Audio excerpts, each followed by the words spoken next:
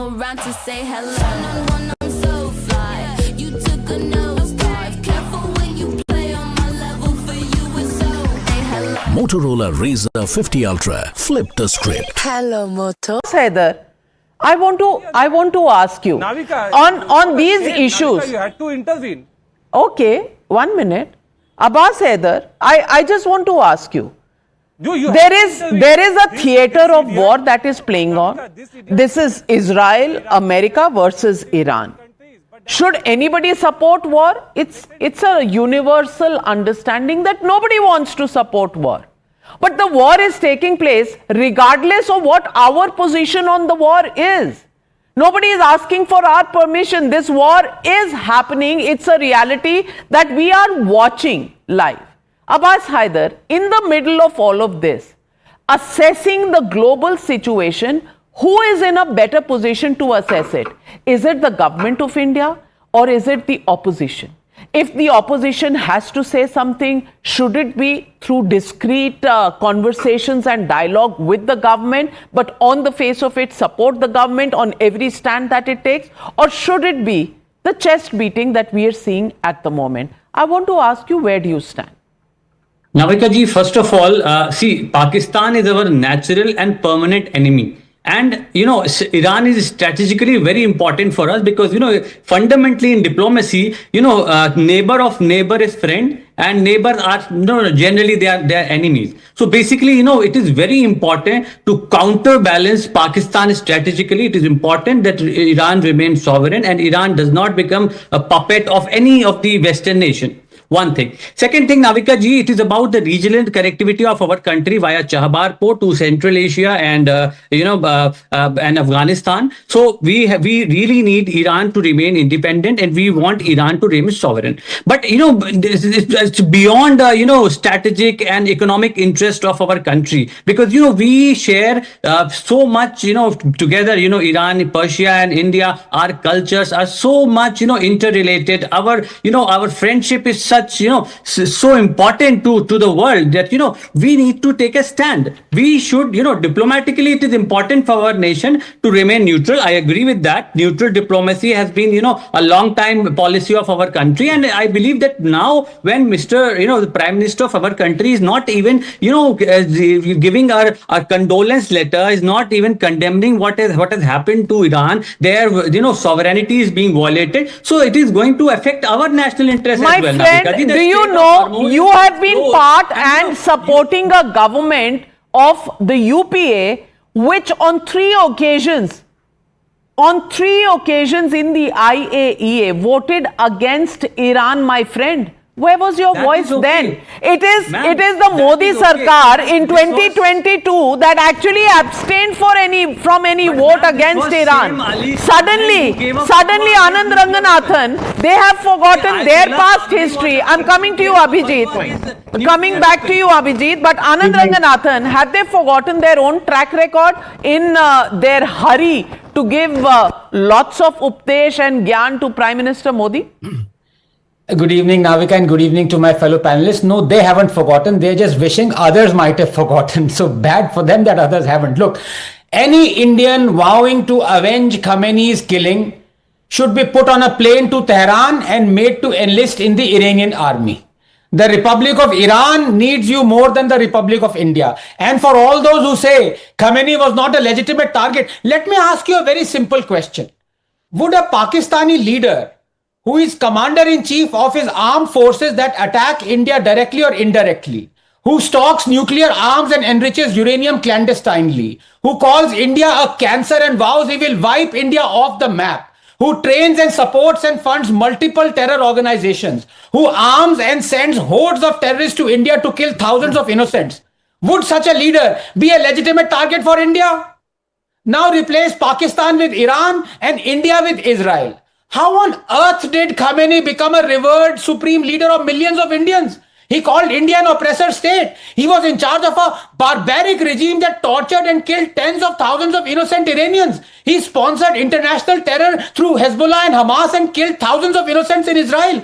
Khamenei was a murderer, not a martyr. Honestly, if he is your supreme or spiritual leader, then it says more about you than about him. Well, let me get in Tausif Khan. Tausif Khan, 35 lakh Indians live in the UAE. These 35, coming to you, Abhijit, these 35 lakh Indians in the UAE are people against whom Iran has launched 165 missiles and 541 drones to UAE. So when you actually revere a country like Iran, have you forgotten the Indians living in these regions? Doha, Oman, UAE, Dubai.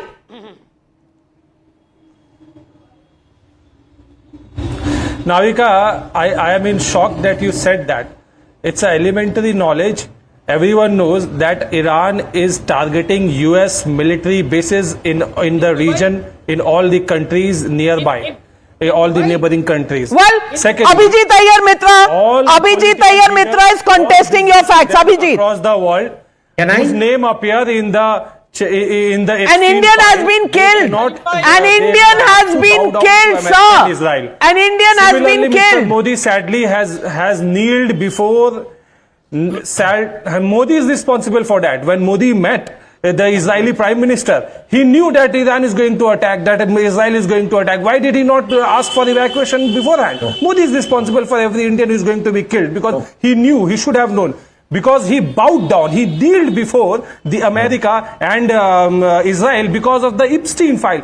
Any political leader in the world, any business leader in the world cannot raise their finger, cannot raise their hand, cannot show red eye to America and Israel because of the Epstein issue. It's a very big issue, and that is why Prime Minister. I mean, where will you take this? Oman was not the place where Iran needed to attack my friend. It is in Oman that the Indian died. Abhijit, geography bhi samjha do, politics bhi. You know, Navika, we should avoid gossip out here and we need to deal with facts. Tausif was talking as if Benjamin Netanyahu called him up and said, bro, you know, I told Modi I'm going to attack Iran. How do you know this? How do you know this? How do you know this? Are you related to Netanyahu that you know this? उसने तेरे को call करके बोला है क्या?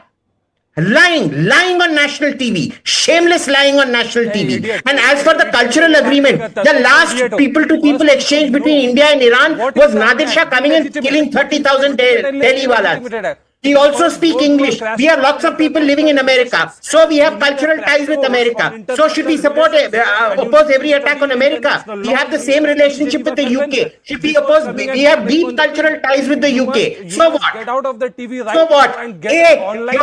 You're an ethno-supremacist, you're an ethno-fascist. You belong to an ethno-fascist party. You are peddling third-rate lies on TV.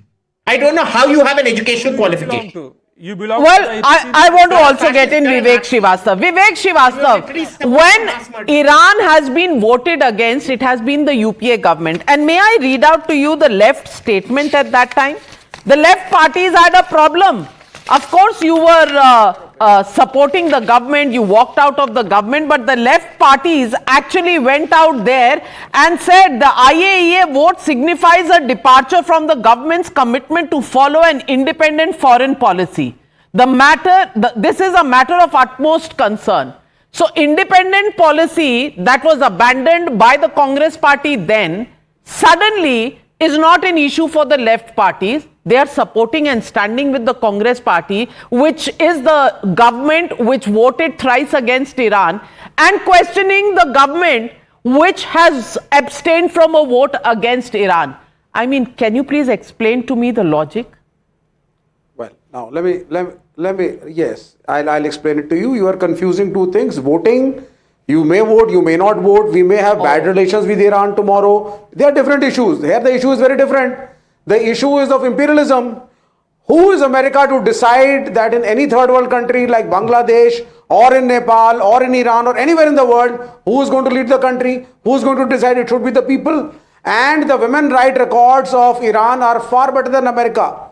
Epstein files, how many girls, what age, which politicians are involved, which businessmen. So let us not lecture. And now in this conflict, 167 schoolgirls between the age of 7 and 12 were killed because the school was bombed. And it was a school of little girls. This is the women rights record of United States of America. My Prime Minister is weak, compromised. He went to Israel. He knew what was coming. What He about agreed the to October 7 politics strikes to on come. Israel? How many tears? How many tears did you shed then? Asking about the 12,000 Iranians killed in